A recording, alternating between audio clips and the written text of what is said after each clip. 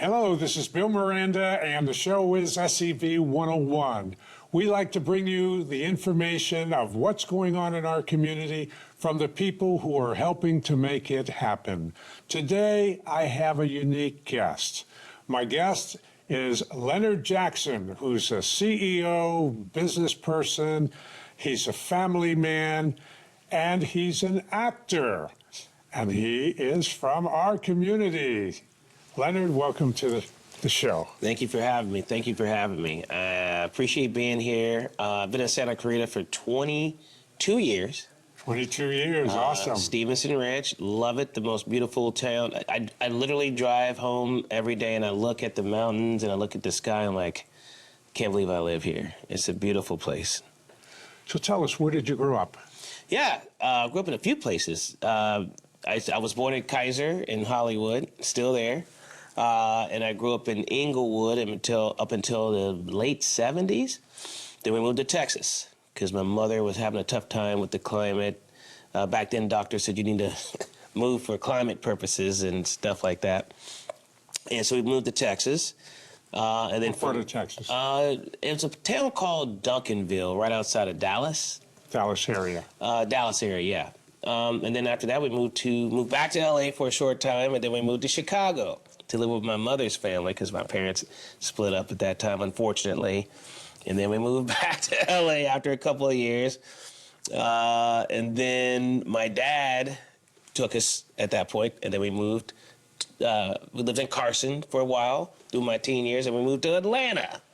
Atlanta, Georgia? Atlanta, Georgia. Look at you. You're a traveler. And this is a kid. You know, I did the math. We moved, I think I moved 31 times before I became an adult. And since I've been on my own, I've moved 2 or 3 times. But yeah, then we moved to Atlanta. Then I moved back to LA after I was in school, and then I started my business and my acting career at the same time. Tell us about your business first, and then we'll get into your acting career, because I'm very excited about that. Yeah, no, absolutely. It's interesting. I've always been driven to have my own business. It's really strange. I remember when I was a kid, there was a thing called Olympic Sales Club. It was on the back of those Highlight magazine, and you flip it on the back, and you see all these toys. And I remember seeing that going, how do I get those toys? A racetrack, a game watch? This is great. And I don't know what gave me the drive to do this, but I just kept reading, trying to figure out how do I do it. Come to find out, I had to order the stationery and sell it door to door. And I said, you know what, that seems simple enough. So I ordered. Parents didn't help me at all, by the way. I didn't talk to my parents one bit about this. I don't even know if they know about it until maybe they'll watch this and find out. But I went and sold the stationery, and sure enough, man, they sent me a racetrack. I couldn't believe it. I said, wait a second, all I got to do is put in a little bit of work, and I could get these things? So I just kept, and then I got a game watch, I got all these things, and then I got a little older, I started a paper route. And I realized that I didn't like that so much, I had to get up too early and all that. But the business thing started when I was in high school, and I got a little bit of trouble driving with, my license got revoked, and I got in trouble for that. And the guy's car I was driving, he helped me get out of the trouble. He paid the fines, and he gave me a job cutting grass at his building. And I love keyboarding in school, so I learned how to type really fast. I said, hey, I could type really well. You should probably use me in the office instead of out here in the grass. So he gave me a shot working in the office, and long story short, 2 years later, I was vice president of his little transportation company. It was a small business, mom and pop, but still a 18, 19-year-old boy being promoted that fast told me something, too. Like, I know what I'm doing, apparently. And I would notice things in his business that he was doing that it didn't make sense to me. I was like, why is he doing it like this? And I remember his customers complaining. I said, I could do this on my own. Probably way better than what he's doing. Because he wasn't listening to any of my advice. He was like, I'm not listening to this little 18-year-old kid. So I went to the SBA. I borrowed some money, and I got approved. And he said no. He said no. And that crushed me. And by that time, I was ready to have my own business, right? So I went to friends and family, and I borrowed the money, and I started my own business. And those customers that were complaining, I took them. And you started your own transportation started my own transportation logistics company, a trucking company at the time. We do way more than trucking now, but back then it was just trucking. And what was it? June 24th, 1996 is when I got my first shipment. And I'll never forget that day. You know how people put their dollar bill in? Yeah. Yeah, I should have done that. But yeah, so since then we've grown from, that first load to, multi-million-dollar corporation. It's a mid-sized company now. We have over 100 employees. We do shipments all over the world. We're a global company now. And we're based right here out of Valencia. Fantastic. Yeah. Yeah. Fantastic. Yeah. Don't ever move. Oh, man. I know you have the movie GBs. Don't ever move. Stay here. Keep the economy rolling right here. I told someone the other day, I said, if I was a multi-billionaire, I wouldn't leave here. I just love it out here, man. It's a beautiful community. Beautiful community. My kids have benefited enormously from this area. My kids went through the Pico Canyon, Rancho Pico, West Ranch. My two oldest, I still have two younger ones. And I'm going to tell you this. I want people to hear this. One of my biggest concerns was, because I have friends in the Valley. Their kids go to Notre Dame and Oaks Christian and Harvard. They go to all these schools. And my concern was, are they going to get into decent schools?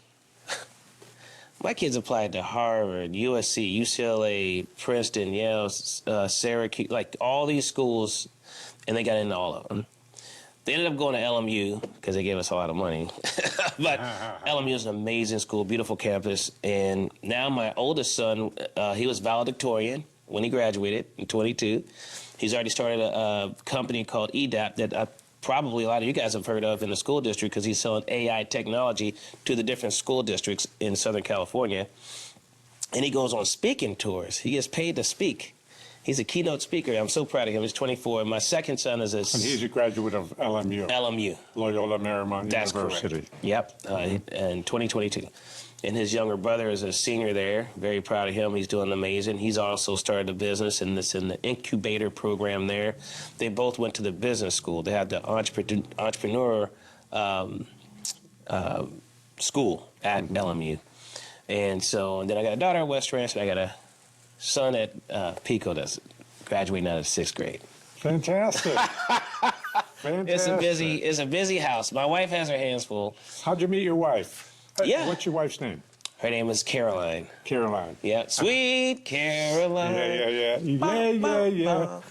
I met my wife through a mutual friend. It's funny. Her and I had a bunch of mutual friends in Atlanta because she graduated from UGA. And she went to a really prestigious private school out there. I went to some public school, some beat down kid. But I met some people. What's interesting, right before I moved back to L.A., I had a couple of guys I met in Atlanta towards the end of my time in Atlanta, by the way. And I just happened to mention I'm moving to L.A.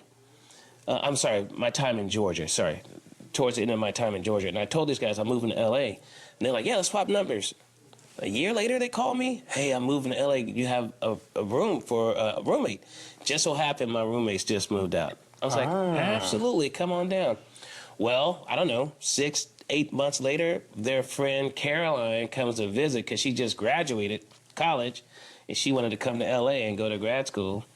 And so you said, come on, I have room. Oh, not to her. I told them. She called them and said, hey, I'm coming to L.A. I want to come visit you. And she comes over. I'm like, hey, what's going on with your friend? They're like, nah, don't waste your time, man. She wouldn't be interested. I was like, oh, okay. But she ended up being a little interested. So here she is 25 years later next week, married. Congratulations.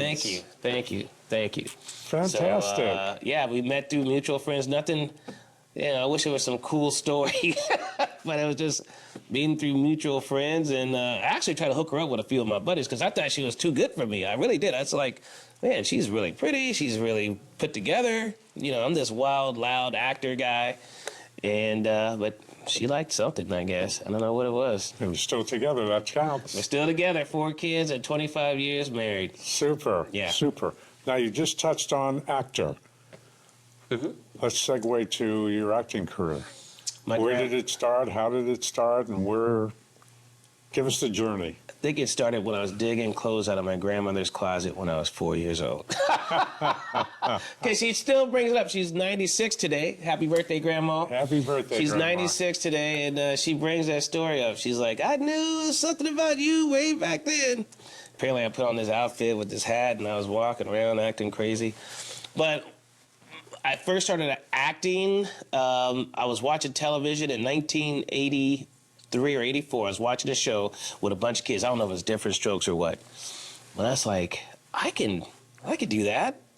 These kids they're not better than me. So I went, again, no parental help or encouragement or anything. I went and grabbed a newspaper, started looking for one ads for acting jobs. So I found this one ad that said, become an actor today. So I called it, and it was one of those scam things. But I made my dad take me down there, and it was like an actor workshop or whatever, but that's when I got the bug. So right after high school, and I started going to college, went to Georgia State down there in Georgia, and I found out that I needed to get some headshots and send them out to all these agents, and da-da-da-da-da. Finally, this one agent took a shot on me. He said, I'm going to send you to some auditions, so see how you do before I sign you. And he sent me on a few auditions, and I got on that show In the Heat of the Night. Ooh. Remember that show? Yes, of course. And it was the best feeling in the world to finally book a job. And how old were you? I was 19. 19. 19 years old. 19. And almost in L.A. This was in Atlanta, by the way. You're still in Atlanta. Yeah. Okay. Yeah. And then I was booking because Atlanta wasn't doing much back then. This was like 92, 93. It was a while back. So I started booking a lot of stuff. They're like, you need to go back to L.A. Like, you got the talent. You should go back to L.A. So I moved back to L.A. and got an agent, got a manager. And, I've done almost a couple hundred commercials now. Couple of hundred commercials. LeonardJackson.com if you want to check it out. Or you could just Google Leonard Jackson commercials. Done some TV shows as well. But I used to do stand-up comedy.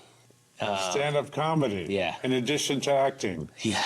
Ooh. It was a lot. And I had started my business. And then I met my girlfriend, now wife. Sweet Caroline. Sweet Caroline. So, but I gave up the stand-up because it was just too much.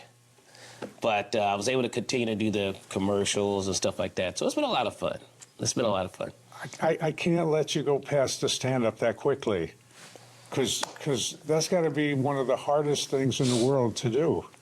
Jumping out of airplane, race car driving, and stand-up comedy. They're adrenaline activities. I remember Jay Leno saying this once. He was like, I still get nervous.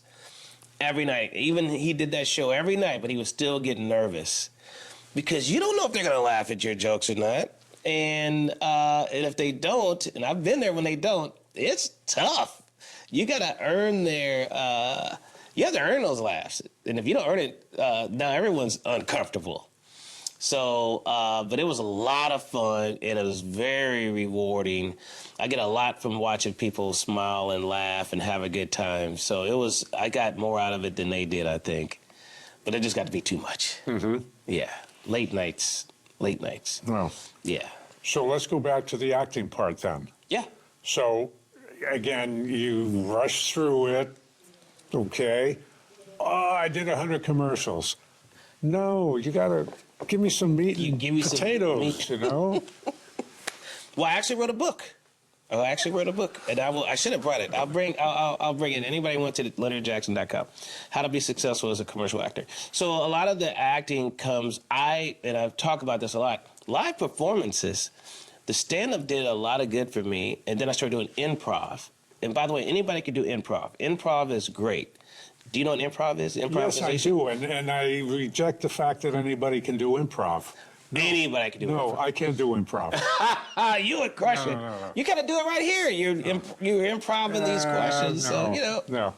Well, no, improv like when you come on the stage and you don't know what you're going to do and someone yells out, do this. Yes. They'll say, hey, we're father and son. I can be the father. But you don't know. They'll say, you guys are father and son and you just got caught coming in home late from a party. Yeah, I'd start talking. And then start talking.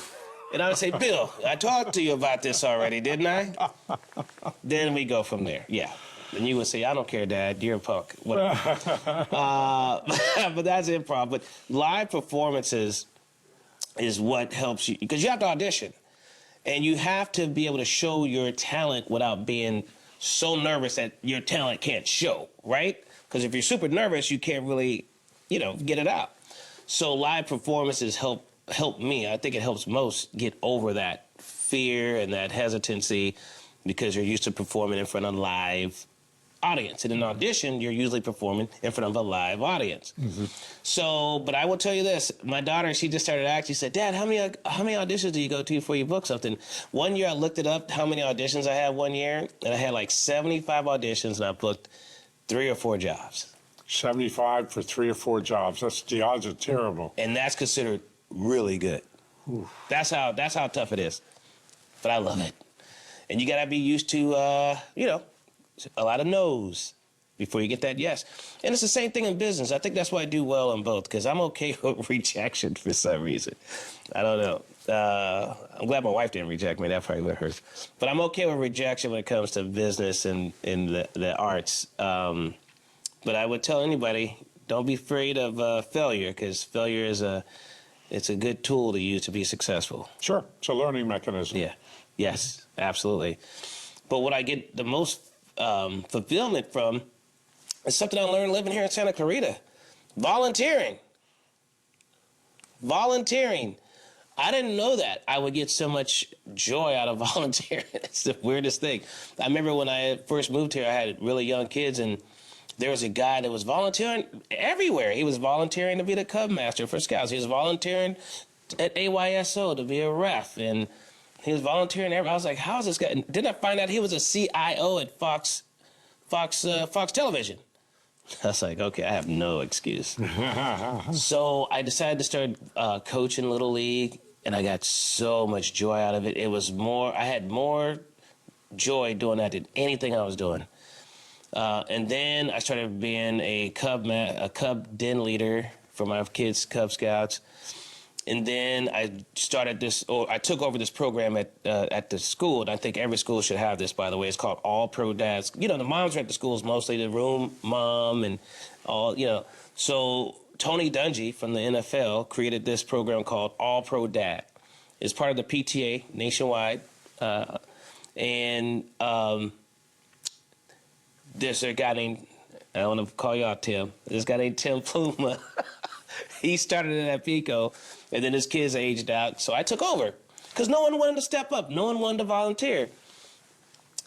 I'm going to tell you something, Bill. Every meeting we start with, I'm proud of you this month, because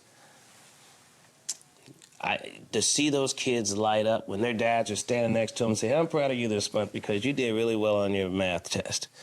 And those kids just burst with just pride and joy. It's the best part of the whole program. And the dads enjoy it. Because a lot of the dads, moms too, but they're, by the time they get home at night, when they wake up and go to work, their kids are still asleep. When they get home, the kids are going to bed.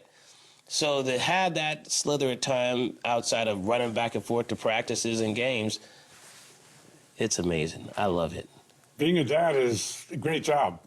Hardest job you'll love to have. For a dad. I think for any parent. Well, no, I say for a dad because I've always said the hardest job in the world is being a mother. That's the hardest job in the world, Amen. In my opinion. I agree. Okay. And so being a dad is not quite as hard as being a mother, but being a dad is difficult Well, dads have a little bit different, and I'm not trying to speak for everyone, but just from my observation over the years of being here on Earth is, we feel an obligation to be the provider, the breadwinner, the disciplinarian, and to do all those things is already a lot. Then you want to be involved, right? And it is a lot. Yes. It is a lot. And you see a lot of dads aren't even with their kids. I see that. I don't know how people do it, but some dads aren't even involved, which blows my mind. But the kids get a lot out of it. We didn't have much growing up. We didn't have much growing up at all. And one thing we did have was our dad was always around. And there's 5 of us, and we're all doing pretty well. And I think that played a huge role in it. Good. So I can't say enough about being involved as a dad. Obviously, the mother is Mother's Day is big for a reason. Don't get me wrong. It goes without saying the mothers are, everything really, but having a father around is very important. So please, dads, be involved, volunteer. What do you see, because you've done so much, you've been so successful in so many things, except maybe stand-up comedy. Okay, I don't forget these things. What do you see happening for you and your family in the community over the next X number of years? Yeah, absolutely. One thing I stress at home, this is something I picked up at grad school. Recently went back and got my MBA. We talked about a lot of deep conversations like this. And, the bottom line is we're supposed to leave this place a lot, better than how we found it. Okay? So we start with that. I always tell my kids, you got to put your mask on before you can help others. So go out, get your careers, make some money, whatever, get in position to where you can help others, because that's really what we're supposed to do here. I feel like I've gotten to the place where my mask is on pretty good, and I'm looking at, maybe running for office next year and do something to really help the homeless issue, the issue we're having with crime and education. And, I don't think people should go bankrupt if they have a heart attack, stuff like right. that. So I just want to bring some common sense back into our leadership. By the way, you're a fantastic leader. We need more Bill Mirandas in leadership positions. So I'm hoping to, for that to be my next chapter, because we don't live forever. So I got, either going to do it now, or no use of waiting. So not that you asked me, but my advice would be, number one, and this is advice I would give anyone. It's not just going directly to you, but to the masses. Number one, if you don't have thick skin, don't even think about it.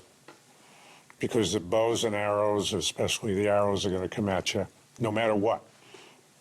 I'm a firm believer, and I'm a spiritual person, but I'm a firm believer that if someone, or maybe even Jesus himself, came down to earth and ran for office, they'd be throwing bows and arrows at him too. So, not that I'm comparing myself with Jesus at all, but it's just, you got to have thick skin. Yeah. Number one. Number two, and we talked about improv, and you have to be able to go out and meet the community. The old shake hands and kiss babies, that type of thing.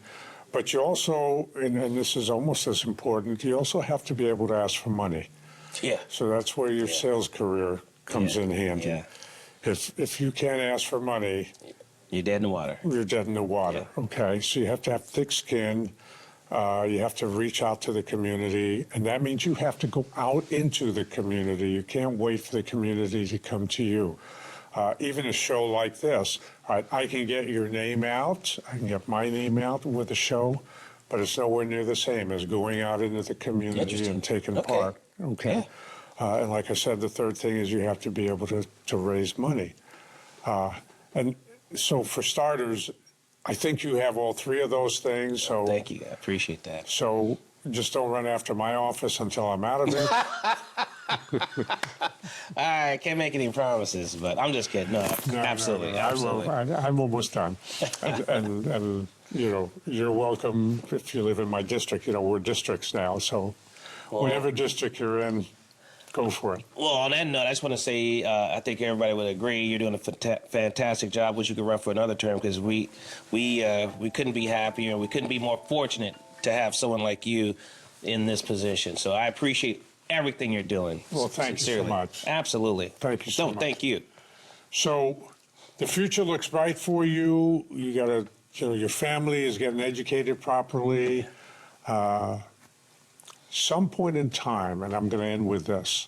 I'm going to end with this for a special reason, because today is Valentine's Day, number one. And number two, my wife and I are married for 51 years. Hey.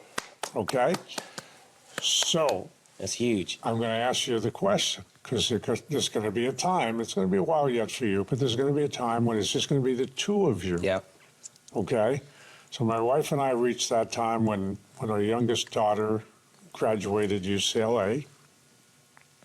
Actually, when she went to UCLA. Right. Right. Okay, and we had an empty nest. And then all of a sudden it was, something's missing. Everything's not the same. Just the noise in the house is missing. The drama in the house is missing. I had 3 daughters. There's no dishes in the sink. Okay, yeah, right? All of that.